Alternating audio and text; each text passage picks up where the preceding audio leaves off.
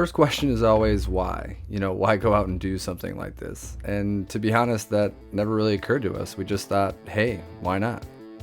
I mean, what's wrong with adventure for the sake of adventure? Let's go!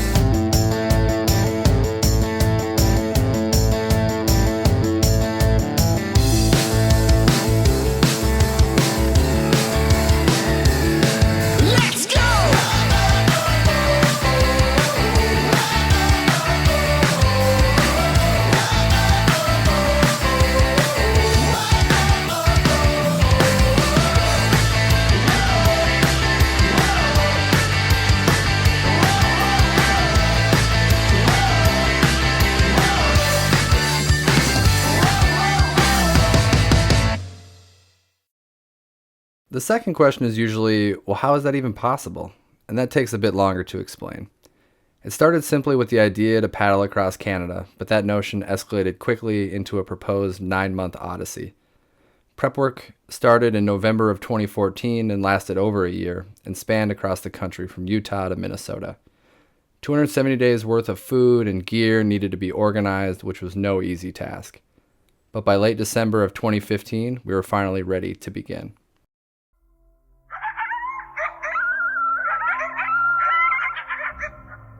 So our plan early on was to paddle up the Atchafalaya River, then onto the Mississippi North through Vicksburg, Memphis, St. Louis, Davenport, and eventually St. Paul, our hometown goal by mid-April. But before we set out, the crew got together in southern Louisiana to put the final touches on everything and then relax, something we thought would be in short supply for the coming months. And we got to enjoy some southern hospitality before setting up our first camp at Burns Point. That moment was pretty surreal, packing up our things the next day and loading the boats. Who knew how many times we'd repeat that process before we got to the Arctic Ocean? Those thoughts faded quickly as we paddled the shoreline of the bayou.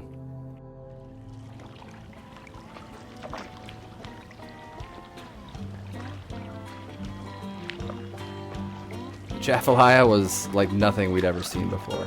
Spanish moss decorated these majestic cypress trees and formed the shorelines. Alligators sprawled on muddy banks and soaked in the winter sun. It was exactly the endless summer northerners project on the south, very easygoing. It took us only 8 days to paddle the 160 miles upstream before we reached the Mississippi River. As we portaged between the outflow and inflow channels, the new task at hand started to sink in. We were about to wake up to a whole different animal the next morning. Goodbye, Atchafalaya.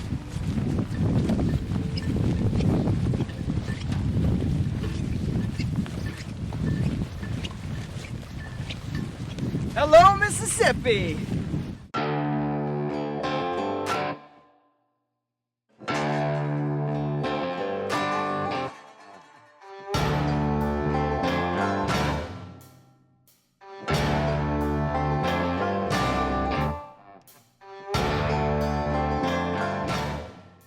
The contrast was clear right away. Although we'd seen a few wing dikes before, on the Mississippi they were significantly more challenging. Now we were encountering 20, 30 a day instead of just one or two.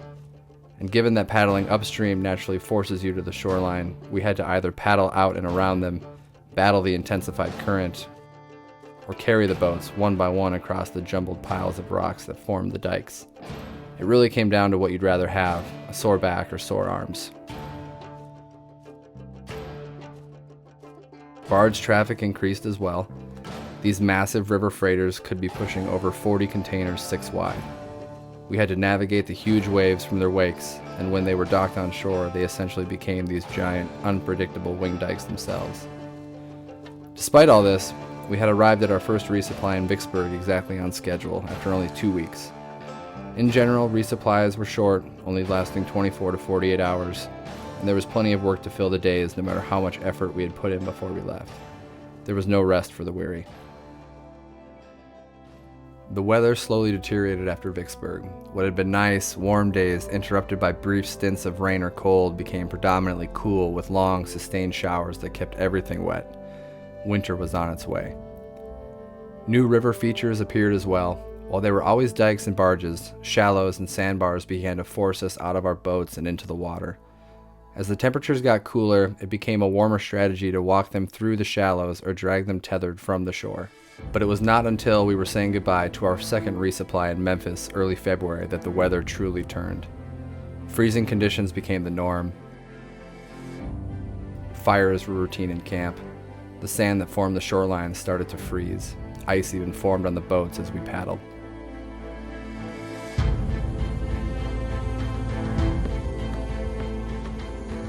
When 12 inches of snow fell in mid-February around southern Missouri, we knew winter had arrived in earnest. But the more serious concern was the plummeting temperatures. Below freezing weather started to keep us off the water. The schedule we kept so well began to stretch as we fell behind to the cold, the longest 5 days in St. Louis. It was early March before we saw consecutive days above freezing in the forecast again.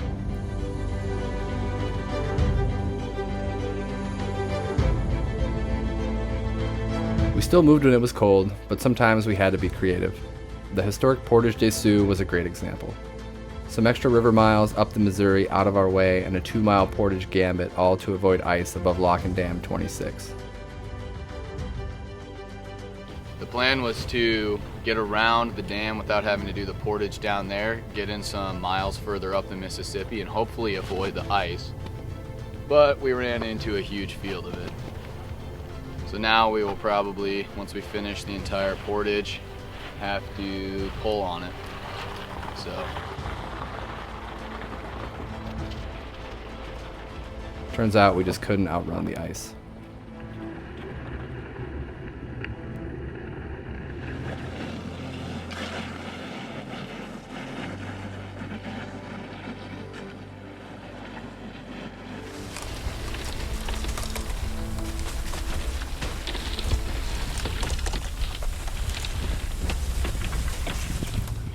March 9th. Shipping channel. Just had a 9-bagger, 3x3 barge come through. It was a nice open channel from small barges before. This thing came and ripped the whole thing up.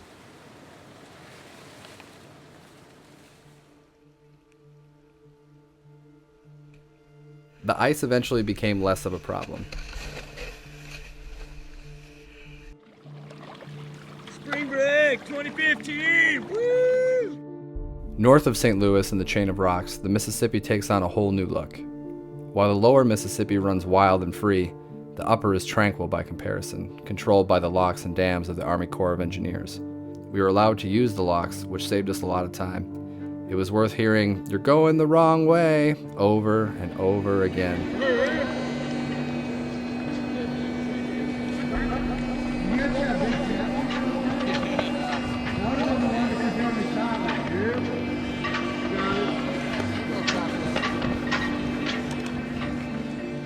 On 14, rocking and rolling.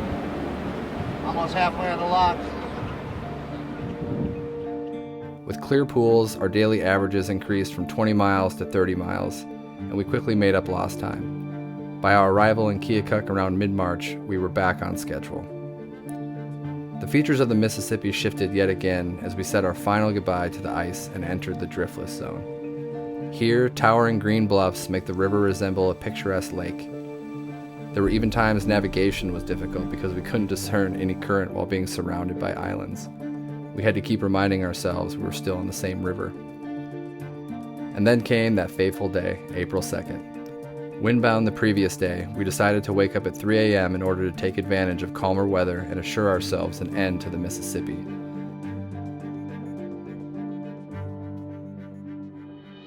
So, on our left, we have the mighty Mississippi flowing from Lake Itasca. On our right, we have the Minnesota River all the way from Big Stone Lake. And onward we go on the Minnesota. After over 1,700 miles, the Mississippi was behind us, but more upstream travel lay ahead.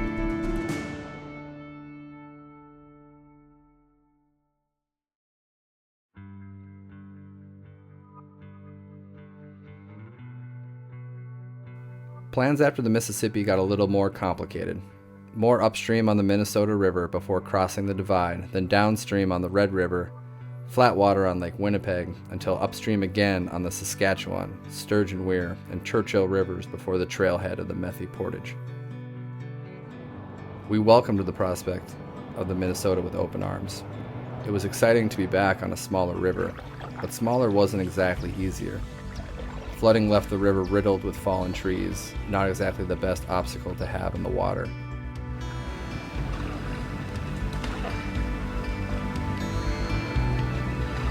Yeah.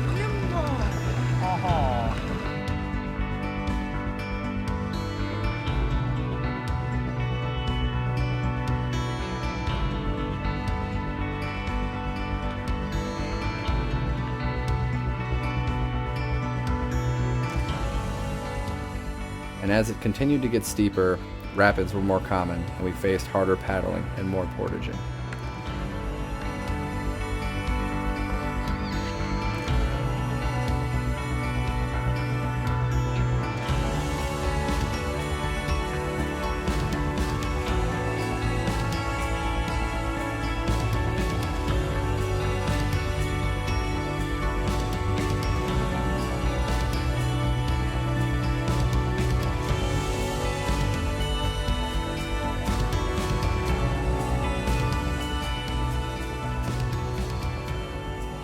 But before we knew it, we were moving up the Little Minnesota, about to reach downstream for the first time at Browns Valley.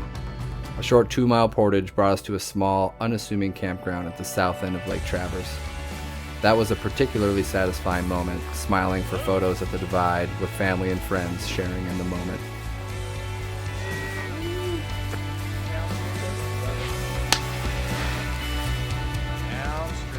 We got our just desserts pretty quick though. The dry conditions that helped to make upstream more manageable months prior turned downstream headwaters into a boneyard. Over a stretch of 30 miles on the Bois des Sioux, we spent more time walking our boats than paddling them.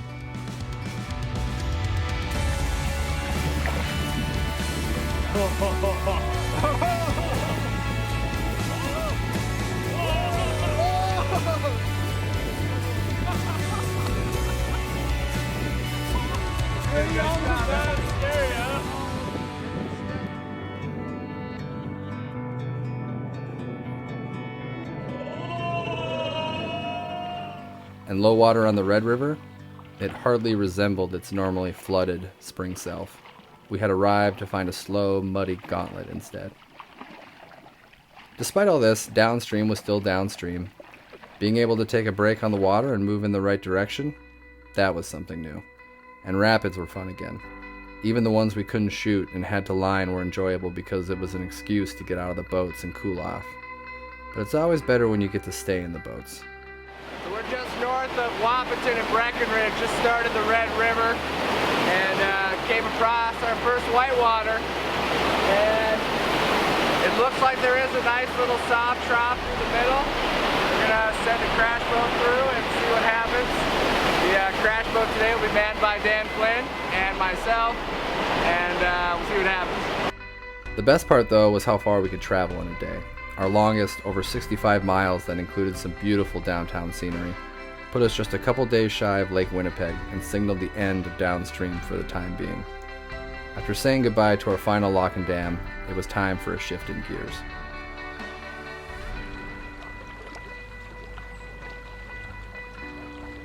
Lake Winnipeg was lion or lamb, sometimes even on the same day. It was shocking to have such perfect weather replaced so quickly with angry waves and freezing temperatures. A snowstorm in late May embodied how fast and drastic the shift in conditions could be. It's day 136, our third day on Lake Winnipeg, and we are windbound. I think it was about 52 km/h winds. I don't know what that adds up to for miles per hour, but it rips up the water pretty well. It's cold too. See my breath? About 7 degrees Celsius for the high. Again, don't have the conversion rate top of my head. It's cold, trust me. Just making lunch and making coffee. Enjoying the shelter.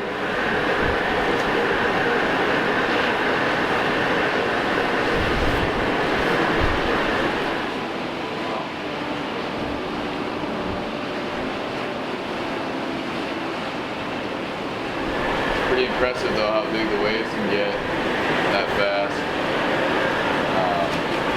I'm excited to do some reading and maybe catch up on some sleep. But that's the weather. It didn't catch us completely off guard. What did was finding ice. It filled the entirety of giant bays and was completely rotten. We couldn't paddle through it, nor could we walk on top of it.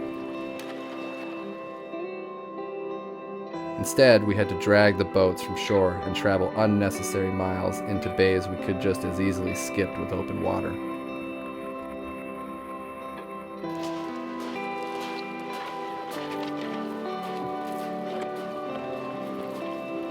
After enduring weeks of this, we were happy to trade Capricious Lake for Predictable River, even though it meant paddling upstream again.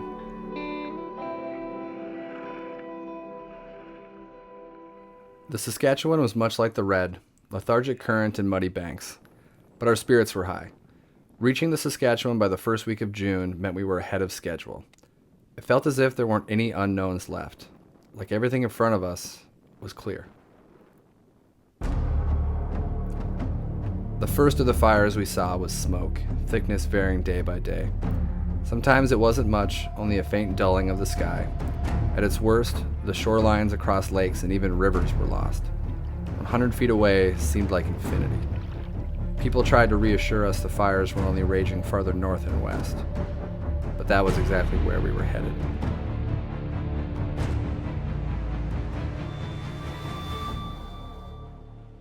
Putting the fires out of our minds, we left the Saskatchewan for the Sturgeon Weir. We knew this would be our most challenging upstream travel, and it didn't disappoint.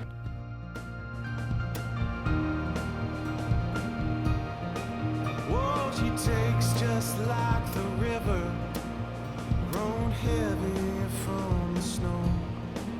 Yeah, she walks up like a woman with a northwest summer glow. Give it up, you know you're not that kind of girl. Let me see those pretty eyes again before we go. My heart's on trial, fine. My heart's on trial, fine. It's gonna be a long night. It's gonna be a long night. It's gonna be a long ride.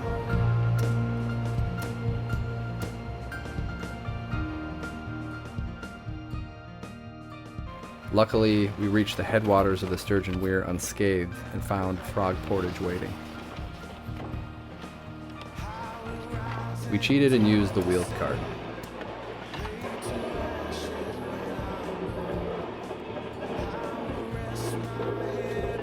When life gives you lemons, use the wheeled cart. Portage trails designed for aluminum fishing boats didn't hurt either.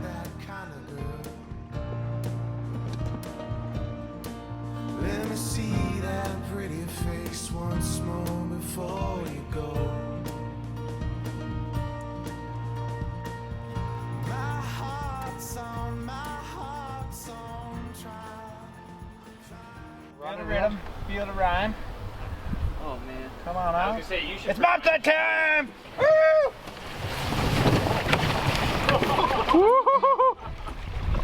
Pull her off, bud. Good work. On the other side was the Churchill River and the Canadian Shield. We had no idea that fishing would be as good as it was.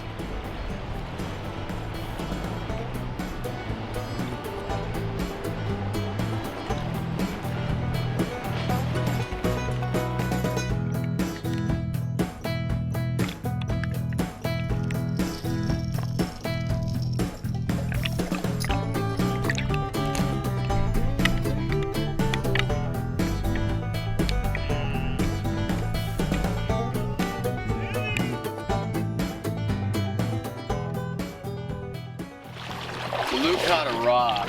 John may have just caught the biggest pig. We've been here for 45 minutes and probably caught somewhere close to 30 plus pickerel. We just keep throwing them back at this point. We said the fishing was gonna be good, but this is just outrageous. Every cast. Every cast. Are there? Big, but thank you. By the time we reached Mississippi in late June, the smoke returned in earnest. The fires people had mentioned weeks and miles ago were now becoming a logistical problem and safety concern. 2 days after we left nearby LaRange, the town was evacuated. The trailer park we had visited was destroyed.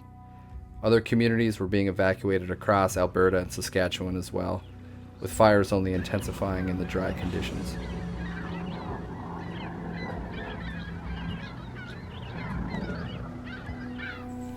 So we're on Churchill River, about day 181, July 1st, Canada Day, hell yeah. It's been about a week or so, been in and out of forest fires. Luckily this one's smoldering and not a huge raging inferno like some of our other times, but kind of crazy to stop by and take a look and see what it looks like. It's weird, it's all poofy, all the ground is burnt completely, and if you walk through there, there's spots that are still on fire everywhere. Doesn't seem like it's going to stop anytime soon. Talked to some local guys earlier. They said unless it rains a lot, there's going to be fires all summer.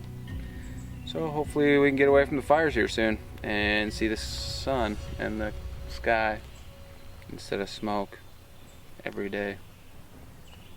Kind of sucks. Truly, the threat of fire didn't really hit home until we saw the flames for ourselves. We had grown accustomed to paddling by smoldering ashes and watching plumes of smoke in the distance, but seeing the actual flames was different, some even burning right down to the shore in front of us.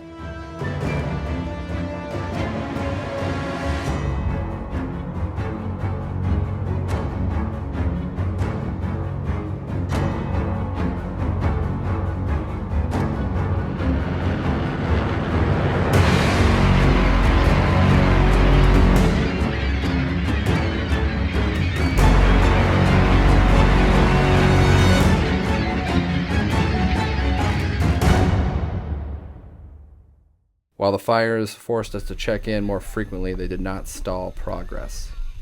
Soon enough, we were sailing our way into Wallace Bay on Lac La Roche, where the Methy Portage begins. Setting up camp for the night was a great way to distract ourselves from the painful day to come. Our plan for the 15-mile portage was simple: pack and strap everything down as best we could, and take it all at once. There was a lot of enthusiasm before we started, and we joked that it probably would not be as bad as we thought. Team Rediscover here at the Methy something. I don't know. It's like this trail. Goes somewhere. Speak French. Yeah. It's Peter Pond guy. I don't know. He's a big deal sometimes. Somewhere did something. Not a big deal at all. Peter White guy. who? Yeah. We're gonna walk this trail. It's like 19 kilometers, which is probably for Americans a mile or two, maybe a few hours. I don't know. Hop, skip, and a jump. Read this trip report. Said 4 to 6 days. Probably do it in 5 hours.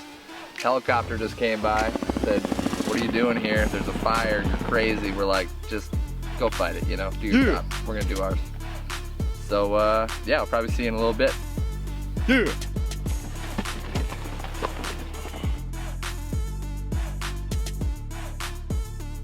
We are repacking our packs right now. We're gonna leave our boats here. We're gonna go hike to the lake and then to the top of the clear water and leave our packs there, come back and get the boats. So we'll just do the double portage now that we're halfway. So we started here on the portage. Luke and I think, and Jared think we're about somewhere in here, right around in this area. Probably like 2 miles from the lake, around 6 miles in, 3 hours. Not easy though, not easy at all. A little sore. Right here, right here. We'd hardly made it halfway before we decided to do 2 trips instead of 1 and came up with a new strategy for the boats.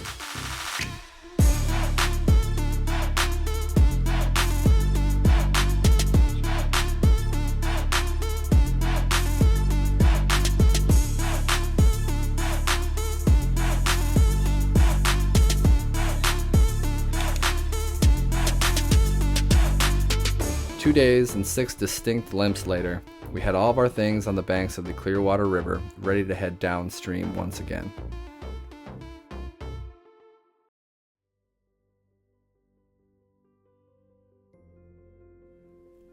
The remainder of the route was simple. Downstream on the Clearwater, Athabasca, and Slave Rivers to the eastern and northern shores of Great Slave Lake, and finally upstream on the Marion and Emile before paddling down the Parent and Coppermine rivers for the big finish at Kugluktuk. Downstream! Whoop whoop! We made it! Alright. The Clearwater was supposed to be our first glimpse at challenging downstream whitewater. But months of tough conditions upstream and low water levels throughout combined to make it a calm and quick affair. Shaka, bro.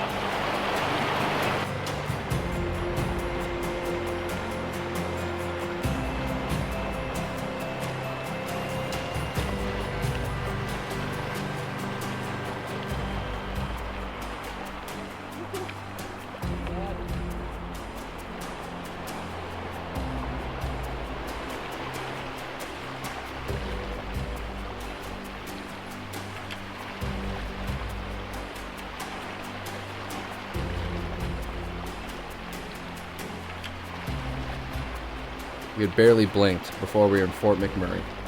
And as we paddled out of the Snai 2 days later, the scale of the trip really started to kick in.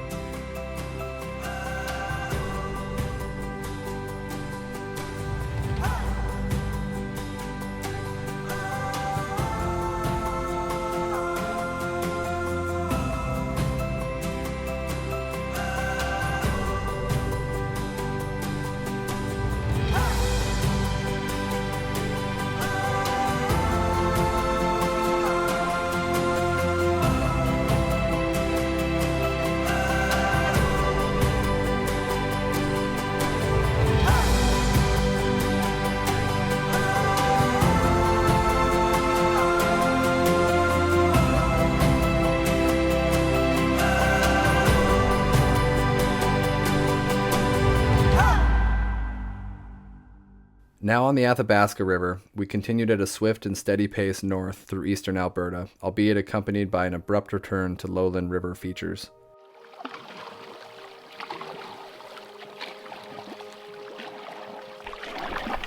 Lake Athabasca.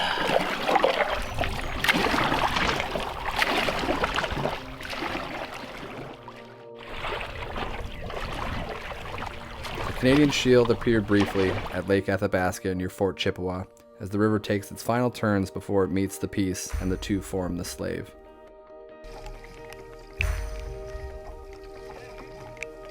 That's a double.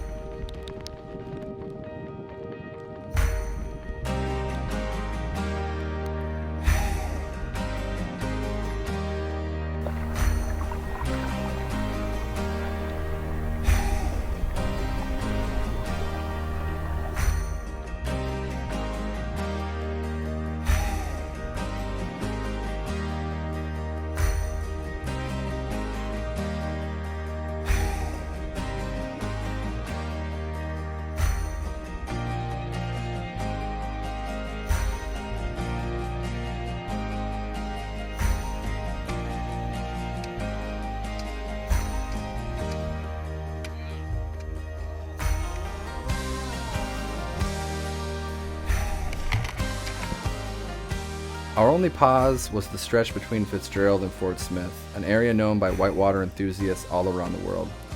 It was remarkable to see the sudden shift from calm, meandering river to the violent torrent it becomes. We were happy just to be in one piece at the other end.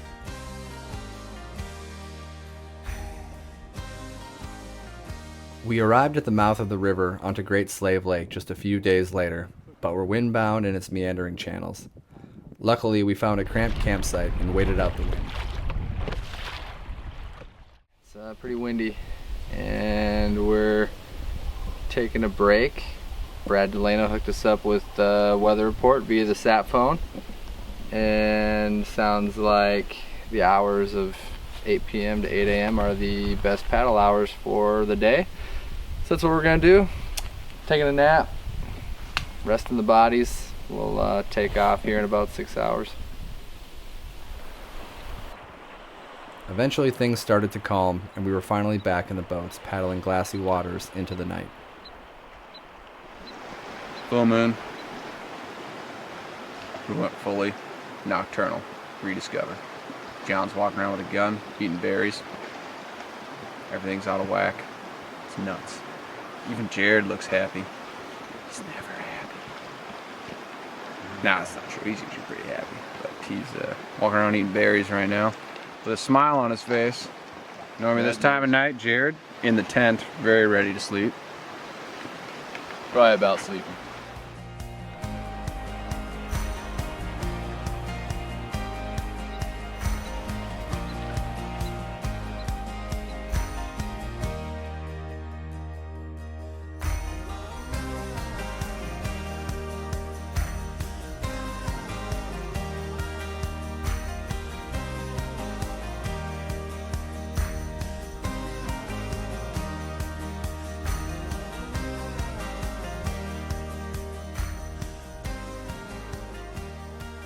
Great Slave is an incredible area.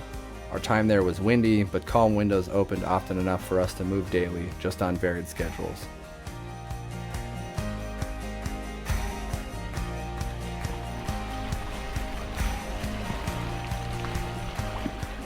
One last and lengthy resupply in Yellowknife was difficult to leave, regardless of how breathtaking the lake had been. We still had the northern shore to paddle and fewer islands to shelter us.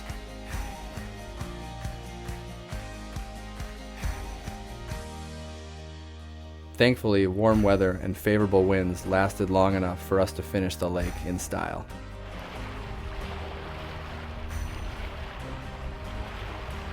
Upstream travel was hardly a daunting prospect at this point. We considered the Marion and Emil less of a challenge and more of a reward for all of our hard work.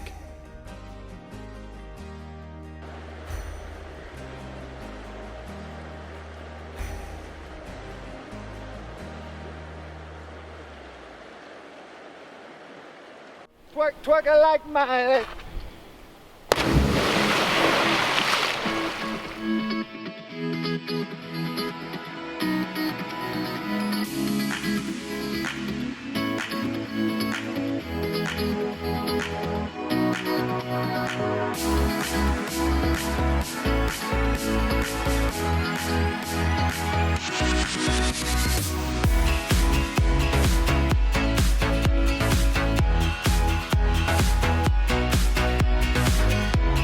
Amidst all the great fishing and beautiful scenery, we had to keep reminding ourselves we were still in the midst of a long, grueling expedition and that the end was in sight. Day 223. We're on the Emil River. We just made it under 500 miles to go to the Arctic Ocean. Big day. I remember when we were 500 miles in, thinking, what did I sign up for? Under 500. Notice the slant of this hill. It's gonna help me actually. It's gonna help propel the boat.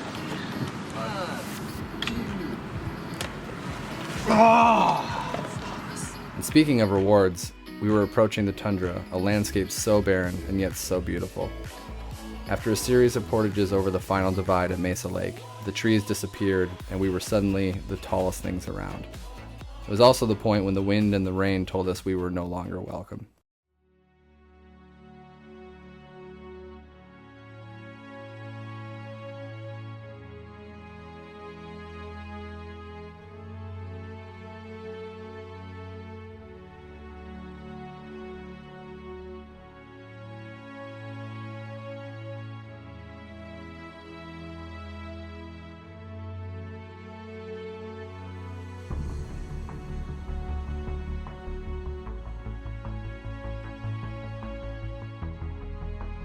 That did not stop us from appreciating where we were. Paddling the Parent and Coppermine rivers alone is considered an accomplishment, and for good reason. We saw grizzly bears feasting on blueberries, had some of our own, of course. The adult male will forage for hours on gifts of the tundra. Watched caribou graze on sparse tundra grass, shot challenging whitewater situated in pristine, remote wilderness, even through breathtaking canyons. It was incredible. Under 100 and Rocky Defile right now. Woo! Yeah!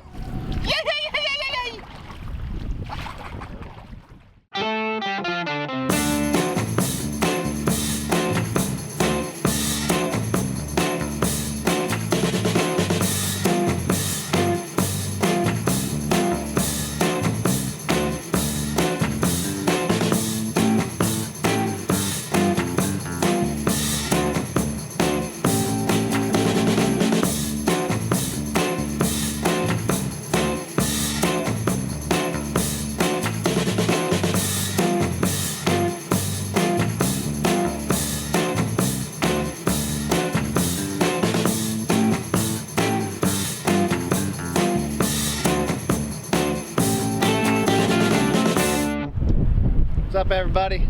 We have traveled 5,190 miles. That leaves us 40 miles. 40 left. 40 miles to the town of Kaglucktuck. Just finished Sandstone Rapids. Got a little butt wet, drying it out in the wind. Woo! Yeah. Rocking and rolling, having fun in the rain. 20 miles to go. Oh yeah. Just under 10 miles left to go. Single digits! Woo! Single digits. 5 miles away. We can handle the waves. It's not that bad. 4, 3, 2, 1. Yippee! But all good things must come to an end. It was a dreary September morning. We battled the wind one last time and made it to Kaglucktuck, our final destination.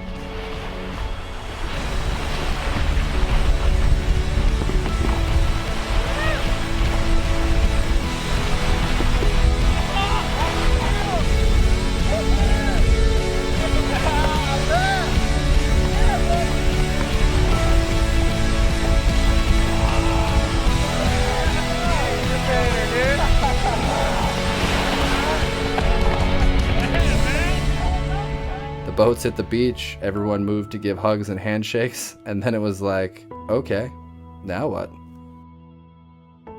And with little ado, we packed up our things, hitched a ride from the local RCMP to the airport, and boarded a flight for home. No casual onlooker would have known us for anything more than a weekend warrior vacationing in the far north by the way we acted. The novelty of the great indoors made us a pretty easy group to please. The hardest part was flying hours what took you months to paddle. The third question then is, what was your favorite part?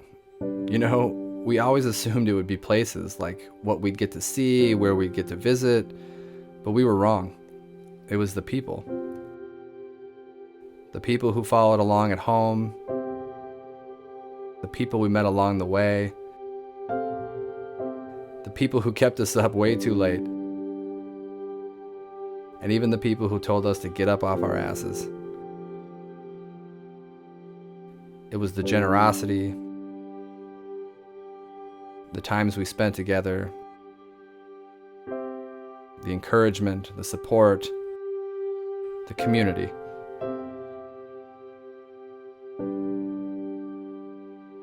That was the best part. That is what made this trip so special. That's what we won't ever forget.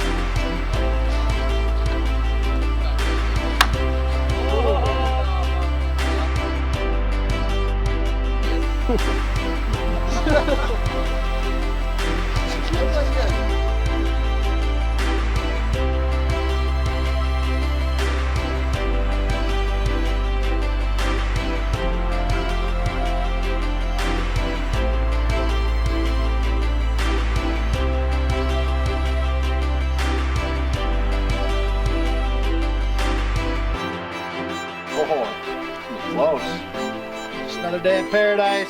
Rediscover, buddy. 30. Yep. We'll edit that part out. Yep.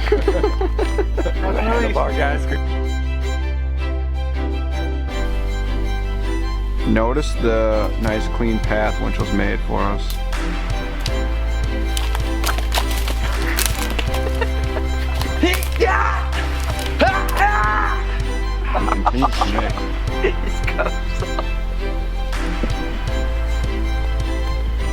What happened?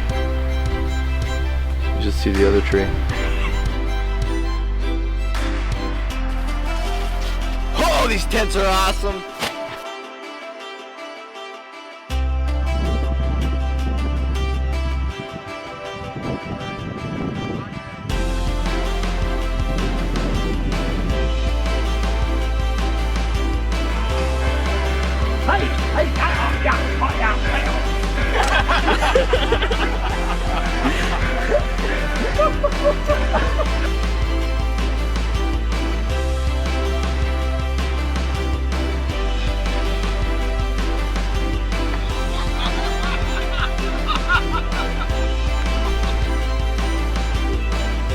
It can't be more than 3 or 4 miles before you're gonna veer left, stay left.